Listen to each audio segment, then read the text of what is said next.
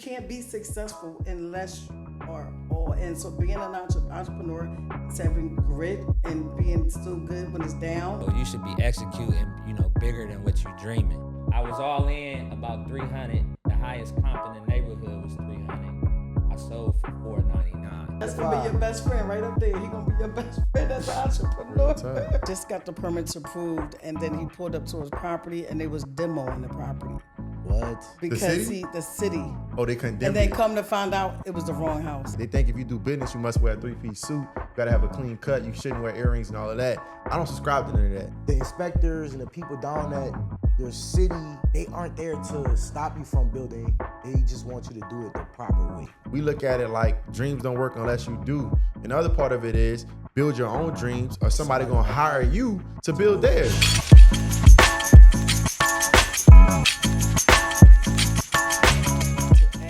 Transparent for the people to see it and not be intimidated, scared about it, but let them know it's a part of the process. Yeah. Is really, really, really dope.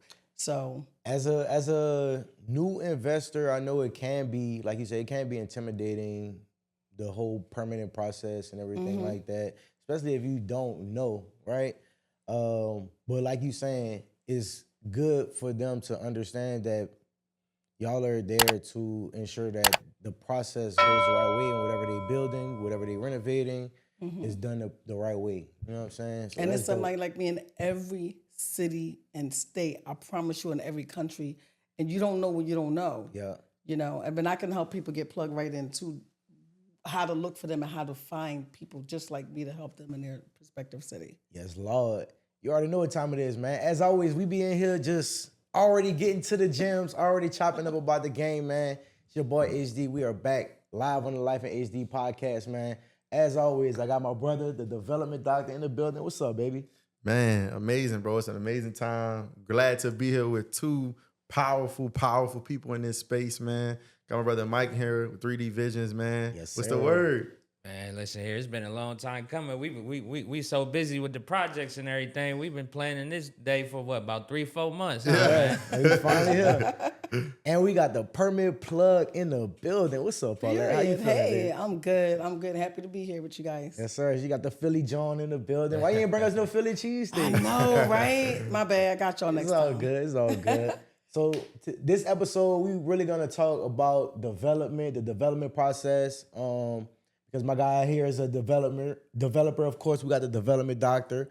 And then Paulette's gonna also talk about the permitting process and how that helps with everything. You feel me? So we're gonna dive right into it, man. The first thing I wanna do is ask you this, Mike. What was the moment that you realized that you didn't just want to invest in real estate, but you wanted to develop it yourself? That was so growing up. All my family was all construction workers. My uncles was construction people. My grandpa was a builder, but they all was on the labor side of things. So that just watching them beat their body up over the years, struggling, not business minded people, but always being around real estate because I was around construction. So I always paid attention to the people on the labor side, the people on the investment side, and the development side. So as a young age, I always knew when I tapped into it, I was going to tap into the development investment side. That's dope. And then I'm going to swing it to you real quick. What's the craziest permit issue that you feel like you done ran into in Philly? Oh my gosh, I don't even know where to start. I do know I do have a client who had to develop a property around a crackhead. What? So, yeah, one of my clients had some crackheads in this property. Like a and he squatter? had to develop it. The person was already living there, but once you sold the property, probably came with the property, but they were already there. So essentially, it turned into a squatter when you're not paying rent, right? So he couldn't really kind of kick them out because of the laws and things. Yeah. But as long as he didn't touch that room that they were in, so he just knocked out every wall around them, from the basement all the way up to the roof. Literally, Damn. I had a literally joint like that too. Really? Yeah. When I got off the land bank, I put him to work though. I use him. Listen here, that's free security. You ain't got to worry about nobody breaking in. You know what I'm saying? He was a masonry specialist, so I made him do all the masonry work around the damn house. You know what I'm saying? So it was cool. It was a blessing then. Yeah, it That turned was- into that a was- that blessing. was- Yeah. Yeah, I have one more other one where I have so many, but I have one where we just got the permits approved, and then he pulled up to his property, and they was demoing the property What? because city? the city, Oh, they condemned and then it. come to find out it was the wrong house. So he got paid then, right? So eventually, at some point, he got paid, but now he has to do new construction because once you demo the property, It's over. It's already over. So he had to do new construction and that kind of thing, and he had just got it approved. He was just like I couldn't believe it. He put me on FaceTime. That happens to a lot of clients, though. Can't say, "Oh, wait a minute, I just sold the house." They didn't tell me that it was on the demo list, and then while he was going through the permit process, they knocked the property down. Damn. And That's why I he just say. sold it. He sold a lot for like $150,000. I always say all roads always lead to new construction. That's right. Y'all There you get in there, go. y'all it's gonna come see you as long as you stay in it long enough. So look, we talking about the new construction. What's one mistake that you see people making over and over and over that's costing them thousands and thousands of dollars and time? Not managing their contractors right, but then they blame it on the contractor. But really, it's our fault. So not having systems in place. Systems, proper scope of works, proper communication skills, being proactive, eliminating every excuse. Like my man development doctor was telling us, look, we need water, we bring water on site. Whatever it may be, you're not eliminating the excuses for the contractor to make. You know what I mean? Facts. He got a scope of work on the contract, scope of work on site. You know what I mean? Paint sprayed on site, tape, markers, however you want to do it. Just Staying prepared. The project management is really what makes the subcontractors perform. For sure. I agree 1,000%. I think it's important to have somebody that is able to look at the project through a different lens, right? Because when you are the person that's doing the actual work, you kind of tunnel vision locked in on your cuts, your measurements, right? But when you have somebody looking holistically at the whole view of the project, making sure things are flowing how it's supposed to, it's very important to have a project manager that's paying attention to the details, you know what I'm saying? That goes a long way. Now, what about you on your side? Like, as far as the permitting process for new constructions and stuff like that, what are some mistakes that you're seeing people making that's costing them thousands and time? Well, number one, they don't know where to start. That's number one. And number two, they don't know what type of permits that's required for the type of project that they're doing. A lot of permits start with the scope, right? And in that scope, you may need to start with a zoning permit before you could do a building. Right? Because if you're doing anything structural or like putting in a pool or building an addition or doing a deck or expanding your building or removing a structural wall, that's going to be a structural engineer situation. But then you could wind up having to do zoning because the slightest thing could make you change the use. So, and then you go into building. So really not knowing what permits to apply for and relying too heavily on a contractor who can barely read plans as it is, right? So relying heavily on the contractor who cannot read plans and assuming that the contractor remembers what you said you wanted this in this area and that in that area without having the plans as I think they should, posted on every level so you can see where the bathroom should go, where the doors should swing. So I would say definitely they just jump in and just want to do the work. So not being properly educated. You understand? Not being properly educated. And then a lot of times the homeowners don't know any better or the other investors don't know any better. They figure the contractor is the holy grail. Don't know any better either. They the holy grail, you know what I mean? And I'm like, they're not necessarily the holy grail. So the prep work process for us, when I step in, my job is to regulate the electrician, the plumber, the HVAC person, the zoning, all of it. So I can make it make sense and then give it to them. But then I also found myself having to show them how to call for inspections, showing them on the back of the permit, it'll tell you what phase to start at. It'll give you inspection codes and things. So they don't even know how to do that much. So people it's don't like education. to read. People don't like to read. They don't like to read. So I think for me is, and I get a little overprotective. Once it's mine until I'm done with it, right? Yeah. But I can't step in once it's gone. Once it's out of my hands, it's out of my hands. And if they get stuck, they get stuck. But I would say understanding the actual scope of work. That's what I would say. So, Mike, I got a question for you, man. So, from developer to developer, we already know it's all about the money. It's all about time and money, right? So, sometimes we run across Jorge the framer. He ain't licensed, but he can frame the hell out of a house. So, do you take the risk with Jorge, or do you go to John, the licensed GC, with all the paperwork and pay an extra $1 a square foot? And what would be your thought process and reasoning on why? So I'm fucking with Jorge. I'm fucking with Jorge too. 100%. I'm fucking with Jorge. Yeah. Because I'm the nigga with the license and with all that, and that's going to deal with all that, whatever it may be. And long as I manage Jorge right and I set the expectations, he can perform, and he probably going to perform better, and he's going to appreciate it more. There's going to be more benefits that come with fucking with Jorge, where you actually start to build a vertically integrated team. 100%, man. I agree, because I think a lot of the time, sometimes people think because they are licensed or so on and so forth, that makes them foolproof, and it's not the case. You know what I'm saying? A lot of people understand that to get a license, it's a written test. That has nothing to do with in the field work.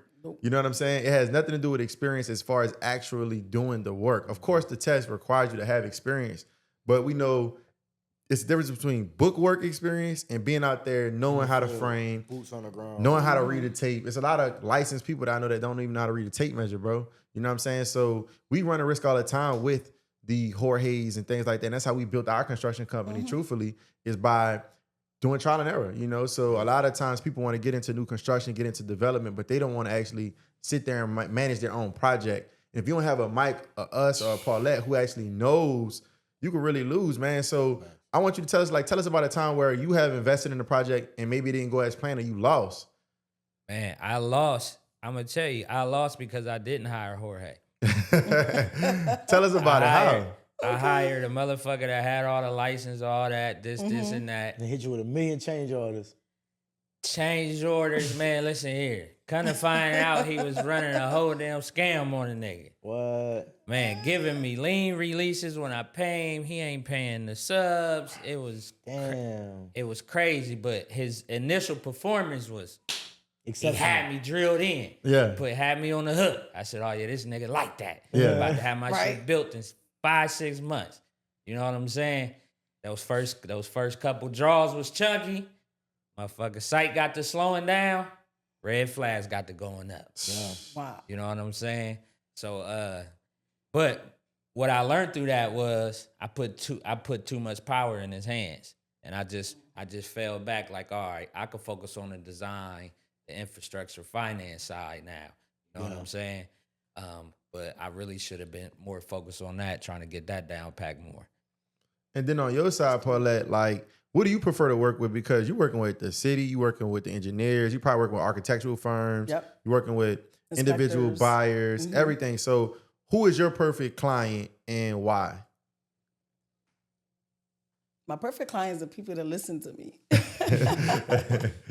My perfect client is really the relationships that I built with all of just my clients, and then also the inspectors, and also work with the municipalities and things, because they understand that I'm out here really trying to help. So, you know, my perfect client is somebody that just, I would say they get it, but they let me do my job to assist them in any way that I can. Because at the end of the day, they come to me for strategy of, okay, Paulette, this is the project I'm going, this is what I'm doing. Where do I get started? How do I get started? And then we pretty much set up the strategy to help them get started comfortably, effectively, efficiently, and then we essentially become their back office. So yeah, I would say a client who let us do us, because at the end of the day, I'll tell their client, tell your client to call us. We're your office. We're your permit office. Tell them to call us, and then we will reassure them that, you know, while you're still working, while you're still doing what you're doing as an investor or a homeowner, we got you on this back end. We did with that municipality for you, that contractor for you. We renew the licenses. We'll do the OSHA 30 certification. We'll talk to revenue to get you straightened out. You know what I mean? So I would say to let us kind of like do us. That's lit. So Austin, I got one for you. For me, I was about to say. For everybody. I was about to say, I got something too. Go Because ahead. so Austin, my son was born this week, so I didn't get a chance to go. Okay, great. Yeah, so I got my second little boy, man. Shading. But Austin goes to a lot of the city meetings for us. So we had a bid meeting with the city, right, doing a proposal. And of course, let's address the elephant in the room. We walk in looking how we look. We don't conform. We're not going in suit and tie. We're going in whatever we got on that day. You know what I'm saying? Because I'm a strong believer in what you have on shouldn't dictate who people perceive you as. But the world perceives you as what you look like. They think if you do business, you must wear a 3-piece suit. You got to have a clean cut. You shouldn't wear earrings and all of that. I don't subscribe to none of that. You feel me? Yeah. So even though we put it on too, we put it on too. But when we want to, not because we have to. You feel me? Yeah. So I was gonna ask all of y'all, right, starting with Austin. So when you go into those meetings with the city councils, you know, when they're going and voting on, bidding on what they're gonna allow somebody to do with their property that they already own, or if they're gonna give you the budget or the rezoning and stuff like that. Like, what are some of the things y'all have seen to be difficult and how you maneuver that? Because a lot of investors I know get stuck when they go for a rezone or stuck for a permit to do a new construction or need a variance. And then now the city just holding them up when they got a mortgage to pay or they got, you know, real expenses, insurance, taxes on a property they own that they're now being stuck with. So in your experience, like, what have you seen? I want everybody to answer it, but starting with Austin. So just like you saying, just this week, I actually went to a city council meeting for the city of Clarkston County, which is in DeKalb, not county, city of Clarkston, which is in DeKalb County, right? Not too far from our office. And they have an encapsulation project for a historical building that's on a reserve. But they are still trying to figure out how to get more grants and funding from other resources from the government, etc. So it's a small group that's called the Friends of 40 Oaks. It's the 40 Oaks home. And it's like for flowers and gardens and stuff like that. It's a nature reserve. The home is significantly deteriorated, and now they need to encapsulate it. So they want to try to save as much as possible while they put a plan together to get the money so that they can renovate it and still keep the historical value. Ultimately, they still coming up with a plan on how they want to go about this process. So it was very interesting to go and see how the city and the officials that we elect handle these different issues, right? And it was cool, like a very cool experience. They had a very diverse council. They have a black mayor, and the council members, all different walks of life.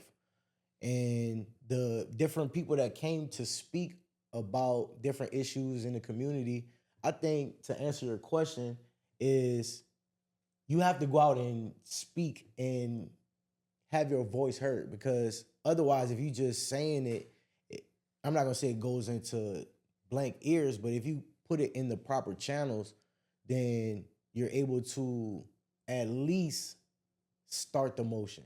And then if you continue to keep that going, it's gonna snowball, and then ultimately you'll get the result that you're looking for. You know what I'm saying? So that's kind of my piece on that. Real talk. What about you, Mike? Man, run the question back again. So when you go into these zoning meetings, you know, if you ever trying to get a rezone or to build a parcel that, let's say you're doing new construction in an area they don't have now, you the first one and you're looking to do it, and you got to go in front of that city council or that planning company, planning committee. How's your experience been with them, and like how you navigate it? Like, do they judge you? Like, for example, you have dreads that sometimes that looks like, you know, they have a connotation with that, right? So when you go into these permit offices and stuff, how do they perceive you? You know, they judging. It is what it is. We know real estate, it's a networking relationship type of game. You know what I mean? That's why I got a realtor on my side that averages $50 million a year in sales and is connected to all the politicians. So I try to avoid walking in those rooms as the representative for myself as much as possible. And I'll send somebody that's on my team that, you know, probably would be perceived to be more accepted. You know what I'm saying? But when I do have to go in, I was in on the variance, and I almost got traumatized. I'm like, this shit feel like a courtroom. You going to get a variance, you got to do all this and stuff to get a variance, and then you got people from the neighborhood pulling up talking about, nah, I don't want them to do that. Yeah. And the shit could turn into a Ford. Like, that shit was crazy. Yeah. I'm like, but look, people coming in there getting approved, and Yeah, so man, that's pretty much my take on it.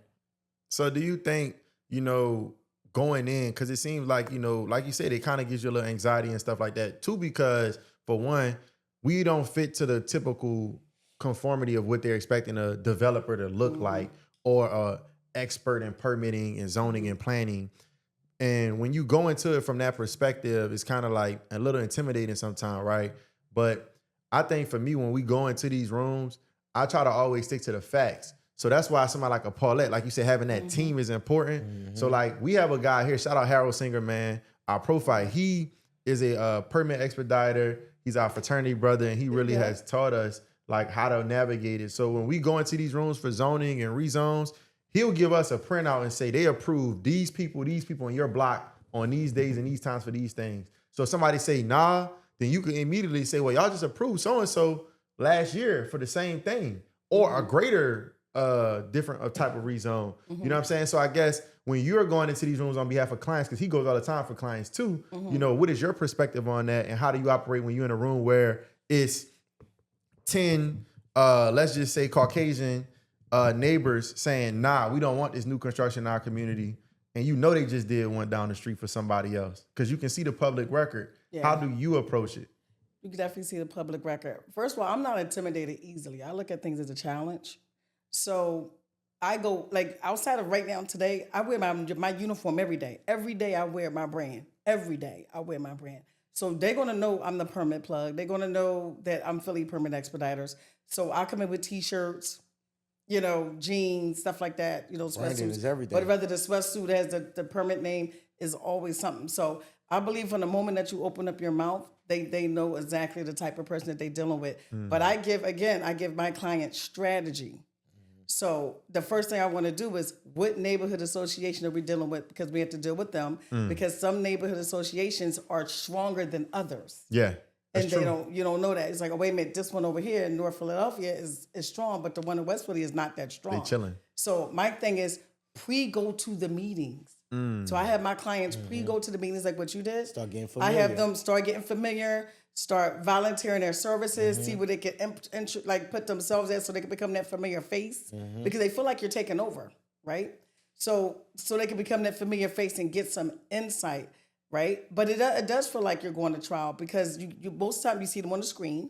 If you're not going in person, you're seeing them on the screen, right? But try to figure, what can you do with your project outside of just, I want to build a 4-family or a 6-family. I tell them, talk to them about planting trees, talk to them about doing something for senior housing, So I'm a very creative thinker. So I say all of that, right?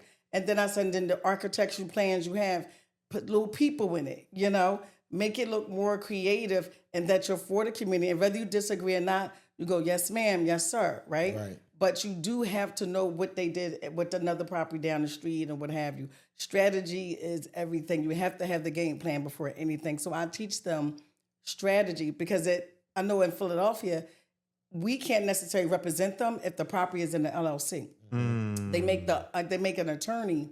They make them hire an attorney to represent them, right? Okay. But if the property is in a personal name, then as an expediter, permanent expediter, or as the owner, they can represent themselves. So I kind of take the anxiety out of it for them if I can't per se be there.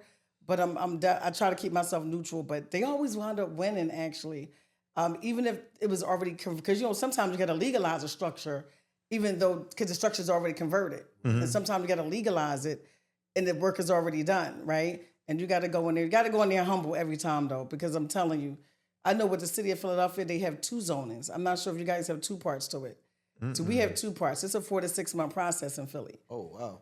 So, and that's just in Philly. So you have an RCO first, and then after that, you have the zoning.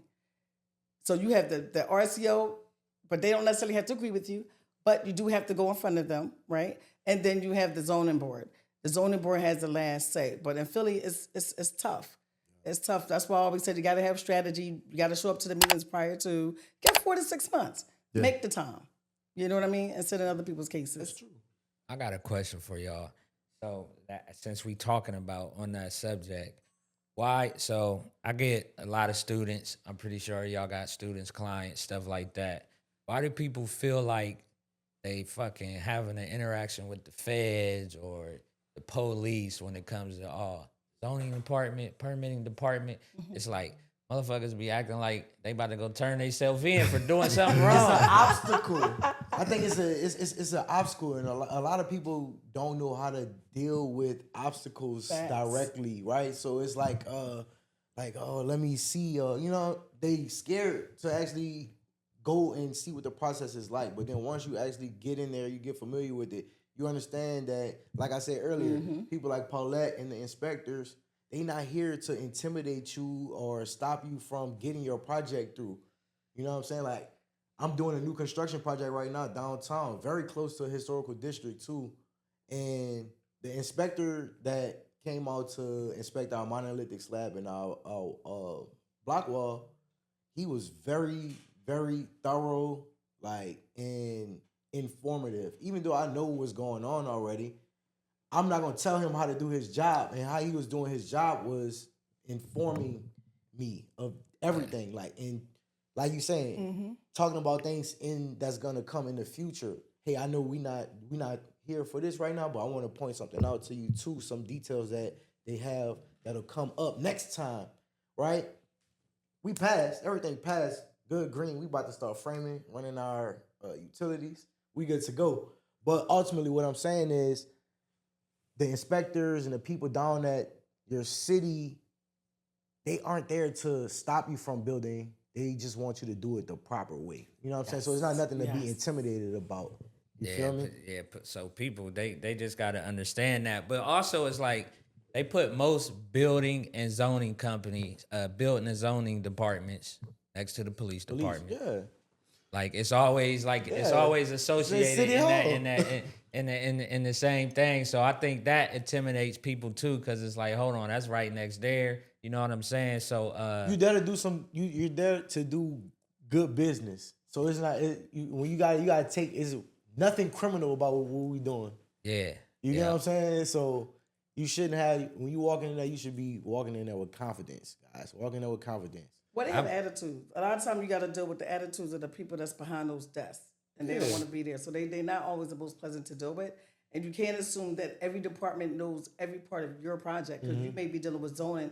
Zoning doesn't know what's going on with building, and you asking zoning about building, you asking building about zoning. Sometimes they don't know each other's position, but they have to understand when you're dealing with the police, it's a criminal action, right? But when it comes to property, it's only the inspectors that can stop you. The only time the police get involved is if it's a homicide, somebody get hurt, or something like that. The only enforcement is another human being inspector that can just stop you and give you a violation. But then when you fix it, that same inspector got to come back out. As long as your work is right, that's it. Right. That's all that matters. So the intimidation is never that. I know his job. I need to know what your position is. I need to know what your position is, so I know I can work within that position. But never be, if anything, just try to learn from them. You know So what let I mean? me ask y'all this, right? So we went into, the bad parts about it, but let's talk about some of the wins. You know what I'm saying? So I know that's a big misconception about let's just do cosmetic renovations because there's no permits, right? Whereas with a new construction, you got, I'd say 6 to 12 month permit process, depending on where you are from when you purchase the land to being able actually to build. But let's talk about the wins of that, right? So if y'all could talk about, a project that y'all have done that you like, man, it was worth the wait. And from your perspective, one of the projects you're most proud of that you participate in, like, might have been an apartment, might have been a bank. Who knows? You the plug. You doing all type of stuff. So Yeah, I just finished a couple of them. you see what I'm saying? So shoot, whoever want to go first. Okay. So we just finished a Texas Chicken and Burger. So we helped build restaurants. Oh, that's dope. So that was pretty cool. We doing our supermarket. We're doing a supermarket right now. So we as an expediter, we do businesses as well as doing like regular construction buildings, which is the exciting part about it, right? So yeah, we just got finished doing. We're working on our second Tex Chicken and Burger restaurant right now, and then a supermarket where one of our clients owns 27 supermarkets in New York City. Man, that's dope. And he's starting his first one here, and they all get referred to us for the most part. And then we're working on a school. So the permitting, knowing that you're the permitting company behind that to bring this thing in fruition is because I see it behind the scenes, but when you guys build it, I'm feeling all of it because I know what it looked like on paper and your vision before it was what it was. Yep. So it's like, wow, to know that you could look at that permit and see our name on that permit. Yeah, that And know do it wasn't feel good. possible without you. You know what I mean? Yeah, and it was a lot. I'm not gonna lie, it was a lot because we gotta keep our foot on the necks of some of these architects and engineers, man, for real. And they don't see that behind the scenes because your client calls you and you gotta call them and you know. So I would say that's definitely my greatest joy right now, and we're gonna do a grand opening pretty soon. So I'm pretty excited about that. Shout out to you. Yeah. And what about you, man? What's your biggest win, your biggest favorite project? I'm gonna talk. I got a lot of favorite ones, but one of my most favorite ones is one that really sparked me to say, you know what, let's focus on building more new construction homes. But this one was actually a renovation I did, almost sort of what you did to your office here. Y'all took all the studs off and y'all left, majority of the foundation up. So on this particular property, it was in a lower gentrified neighborhood that was barely on the up and coming. I put dormers everywhere. I put a 1,000 square foot 2-story addition on it, and a 3-car garage on it as well with a carriage house. And my highest comp in the neighborhood was, I think, 300. I was fucking 300 all in on the deal. Yeah, you heard all the 3-car garage. You added a level. It's beautiful. Crazy. I was 300 in, and I went in contract when I was in the framing stage. So it was like I experienced a lot of benefits that come from new construction with that project, but it was actually a full gut renovation. That's dope. You know what I'm saying?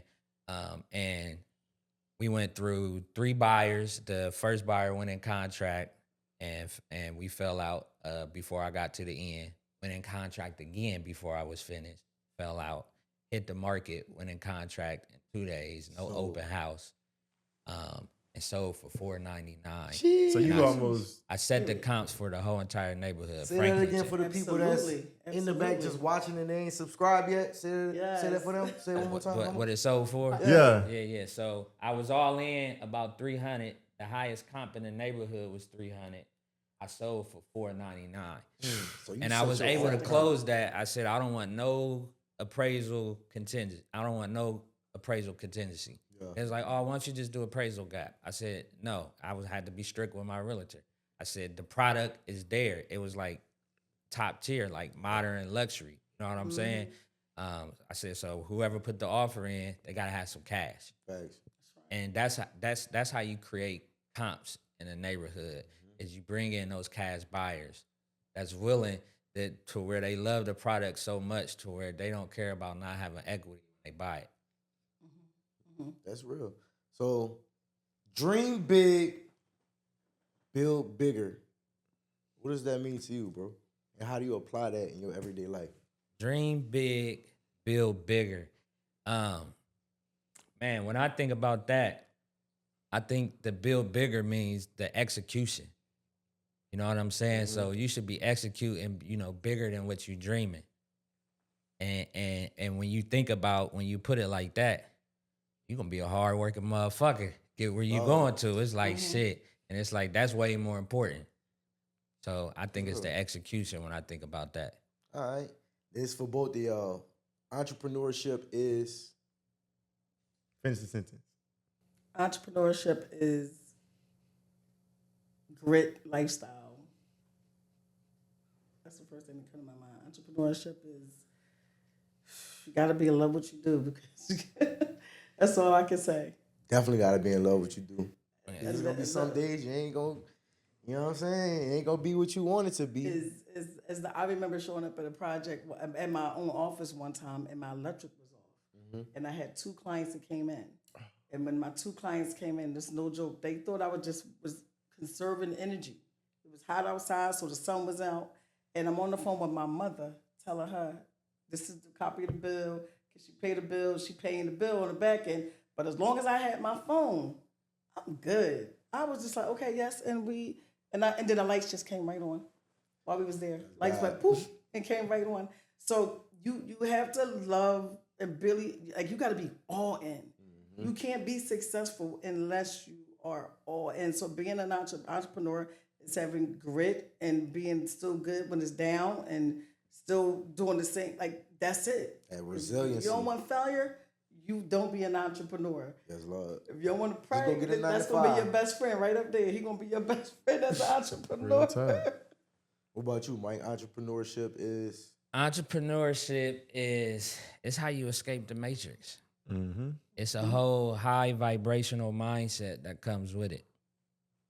So when you think entrepreneurship and you operate like an entrepreneur, then eventually you're gonna escape the matrix.